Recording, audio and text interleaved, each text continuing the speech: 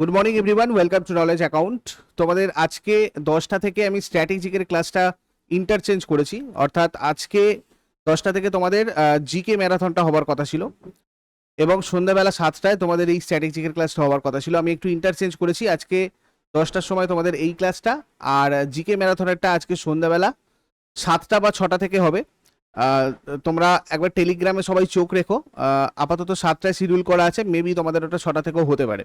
Clear? তো Telegram চ্যানেলে তোমরা জানতে পেরে যাবে, ধরে রাখো 6টা থেকেই হবে। আর এর আগের যে সেটগুলো ওগুলো তোমরা দেখো ফুডে শেষের সময় তো তোমাদের করিয়েছিলাম, তো স্ট্র্যাটেজিকের প্লেলিস্টে যে কোনো স্ট্র্যাটেজিকের প্লেলিস্টে তোমরা পেয়ে যাবে। আর এগুলো তোমাদের ডাব্লিউবিপি, কেপি, ক্লার্কশিপ, মিসলেনিয়াস সবার জন্য ইম্পর্টেন্ট। আজকে 60টা এমসিকিউজ আছে উইথ এক্সট্রা অনেক কিছু আলোচনা করব। প্রথম থেকে শেষ পর্যন্ত মন দিয়ে দেখো, প্রত্যেকটা কোয়েশ্চেনই তোমাদের জন্য ইম্পর্টেন্ট। আর নতুন যে চ্যানেল কে স্টাডি, সেখানে আজকে সকালবেলা তোমাদেরকে উইকলি কারেন্ট অ্যাফেয়ার্স প্রোভাইড করা হয়েছে এই উইকের। যারা যারা দেখোনি দেখে নিও, আমি লিঙ্কটা কমেন্ট বক্সে পিন করে রেখেছি। এছাড়াও তোমাদের সকাল 7টায় ওখানে স্ট্র্যাটেজিকের পুরো পার্টগুলো কভার হচ্ছে। এই উইক থেকে অলরেডি স্টার্ট হয়ে গেছে, 3-4টে টপিক তোমাদের ওখানে করিয়ে দেওয়া হয়েছে। আর 11টার সময় তোমাদের নেক্সট উইক থেকে ইংলিশ আর বেঙ্গলির অল্টারনেটিভ ক্লাস ওখানে কিন্তু স্টার্ট হচ্ছে। বাদবাকি পুরোনো চ্যানেলে তোমাদের যেরকম সকাল 6টায় কারেন্ট অ্যাফেয়ার্স, 8:30টায় ডেলি ম্যাথ, 10টার সময় রেলি জিকে, 7টার সময় জিকে স্ক্যান, এগুলো হবে। আর এটা তোমাদের আজকে কি বললাম, হয় 6টা বা 7টা থেকে তোমাদের হবে। টেলিগ্রাম চ্যানেলে তোমরা চোখ রাখো, টেলিগ্রাম চ্যানেলে তোমাদেরকে আমি এগুলো প্রোভাইড করে দেবো। অবশ্যই যারা যারা জয়েন করোনি, টেলিগ্রাম চ্যানেলটাকে জয়েন করে রাখো। এইটা তোমাদের অলরেডি প্রোভাইড করে দেওয়া হয়েছে কে স্টাডি নতুন চ্যানেলে, ঠিক আছে? লিঙ্ক কমেন্ট বক্সে পিন করা আছে। 20 থেকে 27 মার্চের ইম্পর্টেন্ট কারেন্ট অ্যাফেয়ার্সগুলো সবাই দেখে নিও। পিডিএফস কালেক্ট করতে চাইলে ডিসক্রিপশন বক্সে ইবুক বলে একটা সেকশন আছে, ওখান থেকে কালেক্ট করো। আর কালেক্ট করার সময় যে মোবাইল নাম্বারটা দিয়ে রেজিস্টার করবে, সেই মোবাইল নাম্বারটাই পাসওয়ার্ড হিসেবে ইউজ করে নিও।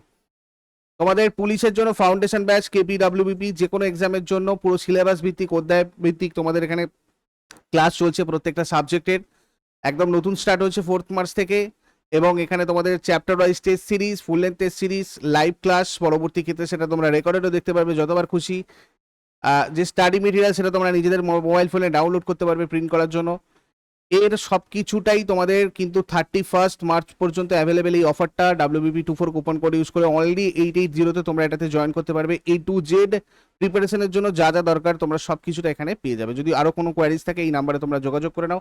এছাড়াও তোমাদের রানিং চলছে WBPSC classic preliminary integrated batch, এক্ষেত্রেও তোমরা জয়েন করে নিতে পারো। অধ্যায় ভিত্তিক এখানে ক্লাস চলছে। এখানেও তোমাদের chapter wise test series, full length test series রয়েছে। এটাও তোমাদের 31 মার্চ পর্যন্ত অফার চলছে। তোমরা চাইলে এই নাম্বারে যোগাযোগ করে এটাতে জয়েন করে নাও যত তাড়াতাড়ি সম্ভব। যে কোনো ভিডিও টাইটেলে ক্লিক করলে তোমাদের ডেসক্রিপশন বক্স আছে, ওখানে তোমাদের সব লিঙ্ক প্রোভাইড করা হয়েছে। তোমরা ওয়েবসাইট থেকে থ্রু দিয়েও দেখতে পারো, যারা যারা কম্পিউটার ইউজ করো বা মোবাইল ইউজ করলে তোমরা আমাদের অ্যাপটা ডাউনলোড করে নিতে পারো। ডেসক্রিপশন বক্সে লিঙ্ক আছে। কোথাও যদি অসুবিধা হয় অ্যাপের হেল্প চ্যাট সেকশন অথবা এই হোয়াটসঅ্যাপ নাম্বারে তোমরা চ্যাট করে নেবে। ফার্স্ট কোশ্চেন আজকে কি দেখবো দেখো, পাইকা ভারতের কোন রাজ্যের সাথে যুক্ত একটি ঐতিহ্যবাহী নৃত্যশৈলী? পাইকা এটা একটা নৃত্যশৈলীর প্রশ্ন। এটা ঝাড়খণ্ডের একটা নৃত্যশৈলী, ঝাড়খণ্ডের সাথে যুক্ত। এটা ঝাড়খণ্ডের একটা ঐতিহ্যবাহী নৃত্য, মানে ঝাড়খণ্ডের একটা ফোক ডান্সও পাইকা। পাইকা নৃত্য প্রধানত মুন্ডা সম্প্রদায় দ্বারা পরিবেশিত হয়। এসএসসি জিডিতে তোমাদের খুব আসে বা পিএসসি জিজ্ঞাসা করে মুন্ডা সম্প্রদায়। পাইকাজ ছিল একদল সৈন্য যারা রাজ্যের নিরাপত্তার জন্য তাদের জীবন উৎসর্গ করেছিল। তো সেখান থেকেই পাইকা এসেছে। ব্রিটিশদের বিরুদ্ধে মুন্ডা সম্প্রদায়ের মহান যুদ্ধের প্রতিনিধিত্ব করে এটা, প্রতীক স্বরূপ এই নৃত্যটা। এই নৃত্যশৈলীতে মার্শাল আর্ট অন্য কিছু নৃত্য পদক্ষেপের সাথে মিশ্রিত হয়। মার্শাল আর্ট এবং আরো অন্যান্য কিছু নৃত্যের অঙ্গভঙ্গির সাথে যুক্ত হয়ে একবার এই পাইকাটা তৈরি। শুধুমাত্র এই মুন্ডা সম্প্রদায়ের পুরুষ সদস্যদের দ্বারা এটা হয় আর কি। পুরুষরা এই নৃত্যটা নেচে থাকেন। বর্তমানে মেয়েরাও কখনো কখনো নাচছেন। মীনাক্ষী মন্দির কোন রাজ্যে অবস্থিত? মন্দির রিলেটেড কোয়েশ্চেন দেখো। তামিলনাড়ুতে রয়েছে মীনাক্ষী মন্দির। মীনাক্ষী মন্দিরটা ভারতের তামিলনাড়ু রাজ্যের মাদুরাই শহরে ভাইগাই নদীর দক্ষিণ তীরে অবস্থিত একটা ঐতিহাসিক হিন্দু মন্দির। পার্বতীর রূপ মীনাক্ষী এবং তার সহধর্মিনী সুন্দরেশ্বরকে উৎসর্গ করা হয়েছে শিবের যেটা একটা রূপ সুন্দরেশ্বর। নেক্সট, দক্ষিণ ভারতের জ্ঞান সরস্বতী মন্দির কোথায় অবস্থিত? জ্ঞান সরস্বতী মন্দির রয়েছে তোমার বাসরে। জ্ঞান সরস্বতী মন্দির ভারতের তেলেঙ্গানা রাজ্যের বাসরে গোদাবরী নদীর তীরে অবস্থিত দেবী সরস্বতীর একটা হিন্দু মন্দির। এটা ভারতীয় উপমহাদেশের দুটো বিখ্যাত সরস্বতী মন্দিরের একটা, অন্যটা হচ্ছে সারদাপীঠ আর একটা হচ্ছে তোমার এই জ্ঞান সরস্বতী মন্দির। নেক্সট, কোন নদীতে তেহরি হাইড্রো ইলেকট্রিক কমপ্লেক্স অবস্থিত? তেহরি হাইড্রো ইলেকট্রিক কমপ্লেক্স রয়েছে কোথায়? ভাগীরথীতে। ভারতের উচ্চতম বাঁধ এই তেহরি, যেটা ভাগীরথী নদীর উপরে রয়েছে উত্তরাখণ্ডে। ভারতের উচ্চতম গ্র্যাভিটি ড্যাম এটা ভাকরা নাঙ্গাল শতদ্রু নদীর ওপরে পাঞ্জাবে। ঠিক আছে, এটাও তোমরা পাশাপাশি নোট করে রাখো। ভারতের দীর্ঘতম বাঁধ কি? হীরাকুদ, এটা রয়েছে উড়িষ্যাতে মহানদীর ওপরে। নেক্সট, শাস্ত্রীয় নৃত্য সাত্রিয়া ভারতের কোন রাজ্যের সাথে যুক্ত? সাত্রিয়া হচ্ছে তোমার আসামের সাথে যুক্ত একটা নৃত্য। 8টা প্রধান যে আমাদের ক্লাসিক্যাল ডান্স রয়েছে, ভারতের শাস্ত্রীয় নৃত্য রয়েছে, তার মধ্যে হচ্ছে এই সাত্রিয়া একটা রয়েছে, যেটা আসামের শাস্ত্রীয় নৃত্য। 2000 সালে এই নৃত্যটা ভারতের 8টা শাস্ত্রীয় নৃত্যের অন্তর্ভুক্ত হওয়ার গৌরব অর্জন করেছিল। এই নৃত্যের প্রতিষ্ঠাতা মহান সাধক শ্রীমন্ত শঙ্করদেব। এটা একটা সহজলভ্য, অবিলম্বে বিনোদনমূলক উপায়ে মানুষের কাছে পৌরাণিক শিক্ষা উপস্থাপনের একটা শৈল্পিক উপায় ছিল। ব্রিক্সের বি দ্বারা চিহ্নিত কোন দেশ? ব্রিক্সের বি দ্বারা চিহ্নিত কোন দেশ, মানে বি দ্বারা কোন দেশটাকে চিহ্নিত করা হয়? বি মানে কি? ব্রাজিল। ব্রিক্স হচ্ছে তোমার B for Brazil, R for Russia, I for India মানে ভারত, সি ফর চায়না এবং S for South Africa. Clear? 2010 সালে দক্ষিণ আফ্রিকা অন্তর্ভুক্ত হওয়ার পূর্বে এই সংঘটা ব্রিক নামে পরিচিত ছিল, শুধু BRIC ছিল। 2010-এ সাউথ আফ্রিকা যুক্ত হয়েছে। মানে তোমাদের কাছে প্রশ্ন এইভাবেও এটা ঘুরিয়ে আসতে পারে যে ব্রিক্সের সর্বশেষ সদস্য দেশ কোনটি? তো তোমাদের সেক্ষেত্রে কি বলতে হবে? দক্ষিণ আফ্রিকা। তারপরে দেখো, বিট্রিস নামে চরিত্রটাকে শেক্সপিয়ারের কোন গ্রন্থে পাওয়া যায়? এটা পাওয়া যায় হচ্ছে তোমার মাচ অর অ্যাবাউট নাথিং, এখানে পাওয়া যায়। ইউনেস্কো ওয়ার্ল্ড হেরিটেজ সাইট রানী কি ভাব কোথায় রয়েছে? রানী কি ভাব রয়েছে তোমার পাঠানে, গুজরাটে। ইউনেস্কো ওয়ার্ল্ড হেরিটেজ সাইট রানী কি ভাব গুজরাটের পাটানাতে রয়েছে। 2014 সালে ইউনেস্কো ওয়ার্ল্ড হেরিটেজ সাইটের এটা স্ট্যাটাস পেয়েছিল। নতুন 100 টাকার নোটে বর্তমানে এই রানী কি ভাবটা কিন্তু আমরা দেখতে পাই। নেক্সট হচ্ছে VLSI। VLSI কথাটির পুরো অর্থ কি? VLSI এর পুরো অর্থ হচ্ছে তোমার very large scale integration, very large scale integration. তারপরে দেখো, কারদাং মনেস্ট্রি নিচের কোন রাজ্যে অবস্থিত? কারদাং মনেস্ট্রি এটা রয়েছে তোমার হিমাচল প্রদেশে। কারদাং মনেস্ট্রি বা গোমপাও এটাকে বলা হয়, এটা বিখ্যাত দ্রুকপা লাইনেজ মনেস্ট্রি এবং এটা হিমাচল প্রদেশের লাহৌল উপত্যকার সবচেয়ে গুরুত্বপূর্ণ মঠ। নিম্নলিখিত কোন সংস্থা 2020 সালের নোবেল শান্তি পুরস্কার অর্জন করেছে? 2020 সালের নোবেল শান্তি পুরস্কার অর্জন করলো ওয়ার্ল্ড ফুড প্রোগ্রাম, WFP। তারপরে মাটকি নিচের কোন রাজ্যের একটি জনপ্রিয় লোকনৃত্য? মাটকি হয়ে যাবে তোমার মধ্যপ্রদেশের। মধ্যপ্রদেশের যাযাবর উপজাতিদের দ্বারা এই মাটকি নৃত্য রূপটা গড়ে উঠেছে।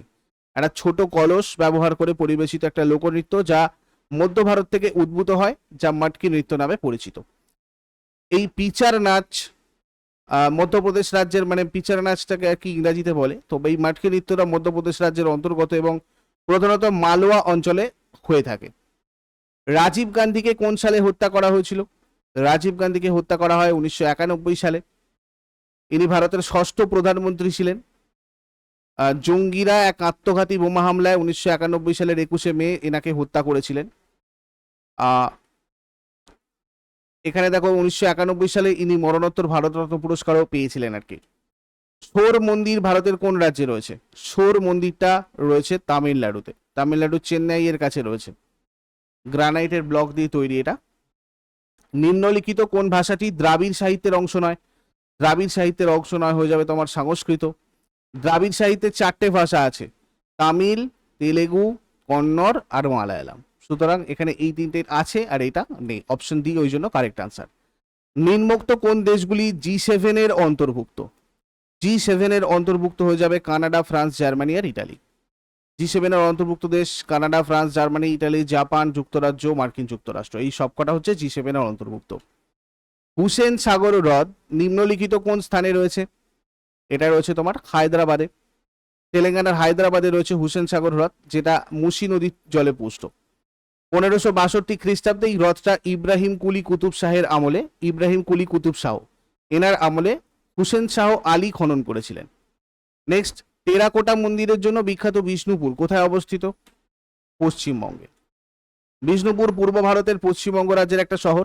এরা স্থানীয় টেরাকোটা থেকে তৈরি হিন্দু মন্দিরগুলোর জন্য পরিচিত, যেমন পিরামিড আকৃতির রাসমঞ্চ, যেটা 1600 সালের দিকে স্থাপিত হয়েছিল। নেক্সট হচ্ছে সিসিলস দ্বীপপুঞ্জটি কোথায় রয়েছে? সিসিলস দ্বীপপুঞ্জটা রয়েছে তোমার ভারত মহাসাগর। জিমন্যাস্টিক্সে অলিম্পিকের প্রথম 10 স্কোর কে করেছেন? নাদিয়া কোমানেসি। জিমন্যাস্টিক্সে অলিম্পিকে নাদিয়া কোমানেসি একটি নিখুঁত 10 স্কোর করেছিলেন। ইনি রোমানিয়া জন্মগ্রহণ করেছিলেন এবং অলিম্পিকে সোভিয়েত ইউনিয়নের প্রতিনিধিত্ব করেছিলেন। কুঞ্চিকল জলপ্রপাত কোথায় অবস্থিত? এটা রয়েছে কর্ণাটকে। বরাহী নদীর উপরে কুঞ্চিকল জলপ্রপাত কর্ণাটক রাজ্যে রয়েছে। কুঞ্চিকল জলপ্রপাত, বরাহী নদী, কয়েকটা জিনিস দেখে নাও এখানে। গোকাক জলপ্রপাত, ঘাটপ্রভা নদী, এগুলো সব কর্ণাটকে রয়েছে। যোগ বা গেরোসোপ্পা শলাবতী নদীর উপরে রয়েছে। এর মধ্যে কুঞ্চিকল আর যোগ এই দুটো খুব ইম্পর্টেন্ট। এছাড়া রয়েছে বরকোনা জলপ্রপাত সীতা নদীর ওপরে, মাগধ জলপ্রপাত বেত্তি নদী, শিব সমুদ্রটাও খুব আসে কাবেরী নদীর ওপরে। নেক্সট, ভারতের জাতীয় গান ন্যাশনাল সং কে লিখেছেন? জাতীয় গান লিখেছেন বঙ্কিমচন্দ্র চ্যাটার্জি। বন্দে মাতারাম, এটা হচ্ছে ভারতের ন্যাশনাল সং, লিখেছিলেন বঙ্কিমচন্দ্র চট্টোপাধ্যায়। জনগণমন অধিনায়ক, এটা হচ্ছে ভারতের জাতীয় সঙ্গীত। এটা জাতীয় গান আর এটা হচ্ছে জাতীয় সঙ্গীত। এটা সঙ্গীতটা লিখেছেন রবীন্দ্রনাথ ঠাকুর। মোহাম্মদ ইকবাল লিখেছিলেন সারে জাহাসে আচ্ছা। পাশাপাশি তোমরা এটাও মনে রাখবে।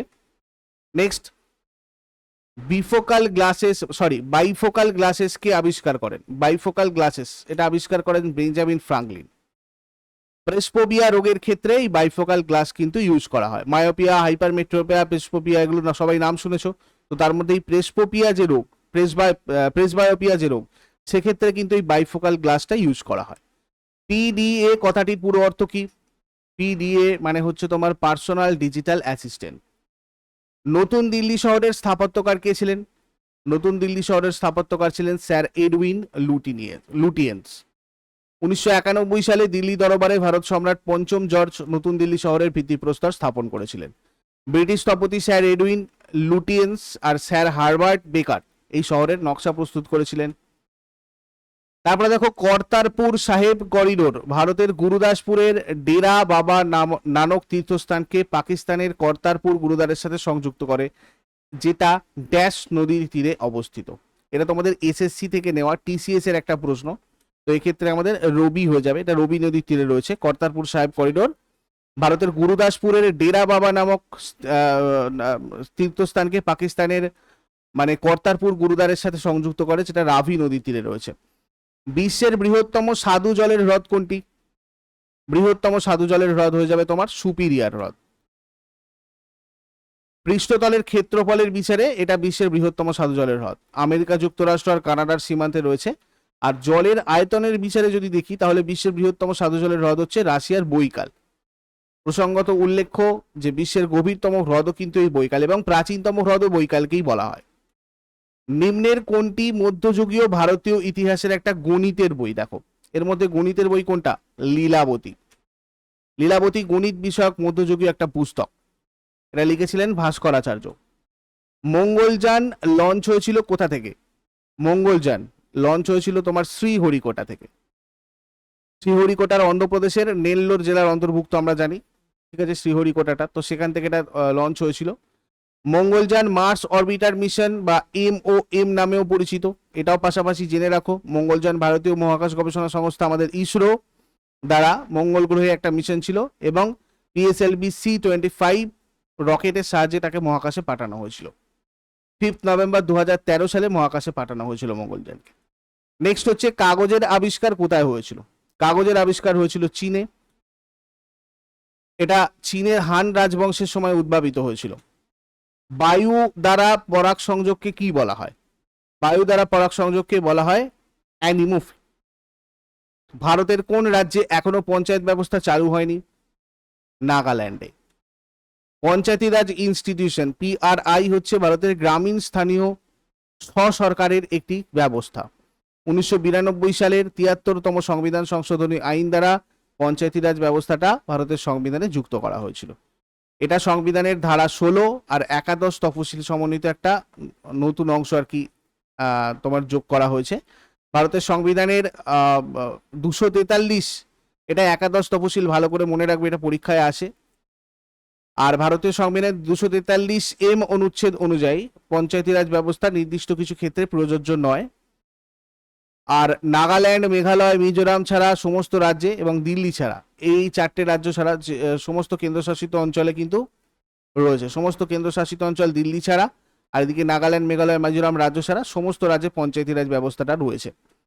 নেক্সট হচ্ছে তোমার বান্ধবগড় টাইগার রিজার্ভ ভারতের কোন রাজ্যে রয়েছে? বান্ধবগড় টাইগার রিজার্ভ রয়েছে তোমার কোথায়? মধ্যপ্রদেশে। প্যান কার্ডে পি কথাটার পুরো অর্থ কি? পি কথাটার পুরো অর্থ হচ্ছে পার্মানেন্ট, আর এন মানে হচ্ছে account number, permanent account number. 10টা ক্যারেক্টারের একটা আলফানিউমেরিক কোড হচ্ছে প্যান নাম্বার হয়। ইয়ং গার্লস কোন চিত্রশিল্পীর বিখ্যাত কাজ? ইয়ং গার্লস এটা অমৃতা শেরগিলের একটা বিখ্যাত কাজ। বিখ্যাত চিত্রশিল্পী ইয়ং গার্লসের জন্য তিনি 1933 খ্রিস্টাব্দে প্যারিসের অ্যাসোসিয়েট অফ গ্র্যান্ড স্যালন সম্মানে সম্মানিত হয়েছিলেন।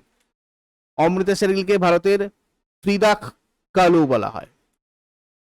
এর মধ্যে কোন শহরটি ভারতের মিলেনিয়াম সিটি অফ ইন্ডিয়া, মানে ভারতের মিলেনিয়াম সিটি বা মিলেনিয়াম সিটি অফ ইন্ডিয়া নামে পরিচিত? গুরগাঁওটা ভারতের মিলেনিয়াম সিটি বা মিলেনিয়াম সিটি অফ ইন্ডিয়া নামে পরিচিত। বাংলাদেশের জাতীয় পতাকাটি কে ডিজাইন করেছিলেন? জাতীয় পতাকাটি ডিজাইন করেছিলেন কামরুল হাসান। বাংলাদেশের জাতীয় পতাকা কামরুল হাসান ডিজাইন করেন। এটা সরকারিভাবে গৃহীত হয়েছিল 1 জানুয়ারি 1972। 1971 বাংলাদেশ স্বাধীন হওয়ার পর। প্রথম অস্কার জয়ী অভিনেতাকে? প্রথম অস্কার জয়ী অভিনেতা হচ্ছেন এমিল জার্নিংস।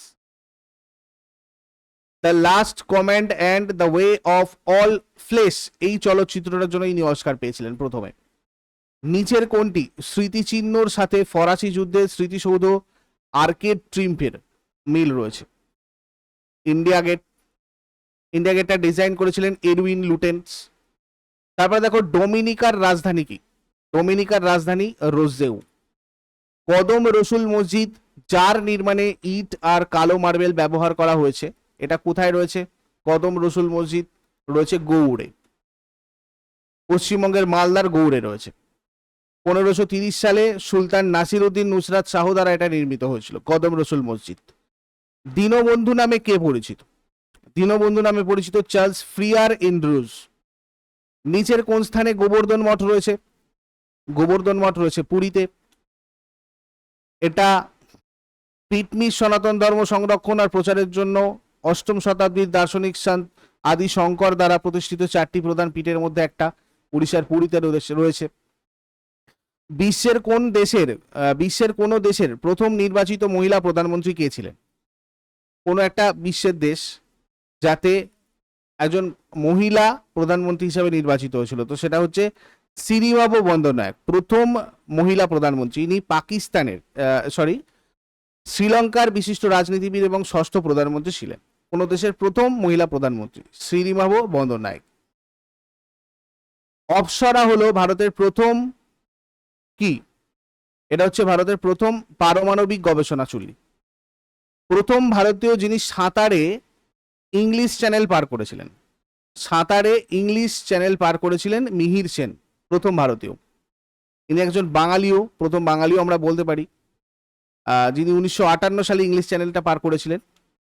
গিনেস বিশ্ব রেকর্ড বইতে 1969 সালে তাকে পৃথিবীর শ্রেষ্ঠ দূরগামী সাঁতারু হিসেবে আখ্যায়িত করা হয়েছিল। প্যারাডাইস রিগেন্ড এর রচয়িতাকে? প্যারাডাইস রিগেন্ড এটা মিল্টন লিখেছেন। এটা প্রকাশিত হয়েছিল 1671 খ্রিস্টাব্দে। জন মিল্টন সপ্তদশ শতাব্দীর ইংরেজ কবি, গদ্য লেখক এবং কমনওয়েলথ অফ ইংল্যান্ডের একজন সরকারি কর্মচারী। তার প্রসিদ্ধ কাব্য প্যারাডাইস লস্ট এর কারণে তিনি সব থেকে বেশি পরিচিত। কারাকোরাম হাইওয়ে নিম্নলিখিত কোন দেশ দুটিকে যুক্ত করেছে? কারাকোরাম হাইওয়ে ভারত আর চীনকে যুক্ত করেছে। চীন পাকিস্তান বন্ধুত্ব মহাসড়ক নামে পরিচিত কারাকোরাম হাইওয়ে চীন আর পাকিস্তানকে যুক্ত করেছে। নেক্সট, নিম্নলিখিত কোন কেন্দ্রশাসিত অঞ্চলের নিজস্ব হাইকোর্ট রয়েছে? নিম্নলিখিত, এক্ষেত্রে তোমার দিল্লি হয়ে যাবে। আন্তঃ সংসদীয় ইউনিয়ন ইন্টার পার্লামেন্টারি ইউনিয়নের সদর দপ্তর কোথায় রয়েছে?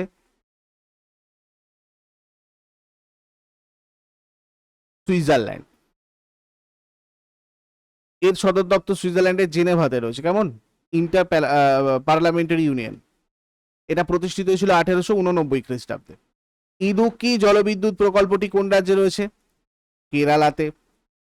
পেরিয়ার নদীর উপরে ইদুক্কি জলবিদ্যুৎ প্রকল্প কেরালাতে রয়েছে। সুবর্ণরেখা আর খড়কাই নদীর সংযোগস্থলে গড়ে ওঠা লৌহ ইস্পাত কেন্দ্রটি কোনটা? জামশেদপুর। ভুটানের জাতীয় খেলা কি? তীরন্দাজ। কোন দেশকে coffee ball of the world বলা হয়? Coffee ball of the world বলা হয় ব্রাজিলকে। বসার ক্ষমতার ভিত্তিতে বিশ্বের বৃহত্তম ফিল্ড হকি স্টেডিয়াম কোন দেশে রয়েছে? পাকিস্তান। কোন নদীটি ভারত থেকে পাকিস্তান প্রবাহিত হয়েছে? শতদ্রু। কোন নদীটি নেপালে উৎপন্ন হয়ে গঙ্গায় মিশেছে? কোশি। বাংলাদেশের কোন প্রধান নদী গঙ্গার শাখা নদী? পদ্মা। কাবেরী নদী কোথা থেকে উৎপন্ন হয়েছে? পশ্চিমঘাট পর্বতের ব্রহ্মগিরির কাছে তালকাবেরী উপত্যকা থেকে। রুদ্রপ্রয়াগ অবস্থিত অলোকনন্দা আর কোন নদীর ওপর, মানে অ্যাকচুয়ালি রুদ্রপ্রয়াগটা অলোকনন্দা আর কোন নদীর মিলনস্থল নিয়ে? তো এটা আমাদের মন্দাকিনী আর অলোকনন্দার মিলিত জায়গাটা রুদ্রপ্রয়াগ নামে পরিচিত। পঞ্চপ্রয়াগের মধ্যে একটা প্রয়াগ এটা। তো আজকে এই 7টা প্রশ্ন করলাম তোমাদের। আবারও যেটা বলার, তোমাদের উইকলি কারেন্ট অ্যাফেয়ার্স যেটা তোমরা বলেছিলে সেটা তোমাদের নতুন কে স্টাডি চ্যানেলে স্টার্ট হয়েছে। এর লিঙ্ক আমি কমেন্ট বক্সে পিন করে রেখেছি। যারা যারা উইকলি কারেন্ট অ্যাফেয়ার্সের কথা বলেছিলে তারা অবশ্যই ওখান থেকে গিয়ে এটা চেক করে নিও। নেক্সট ক্লাসে আবার সবার সাথে কথা হচ্ছে। টেলিগ্রাম চ্যানেলটা সবাই খেয়াল রাখো। আমি তোমাদের আজকে সন্ধ্যা 6টা অথবা 7টা দুটোর যে কোনো একটা টাইমে তোমাদের এই ক্লাসটা করাবো। Okay, thank you so much. Next ক্লাসে আবার সবার সাথে কথা হবে। Have a great day.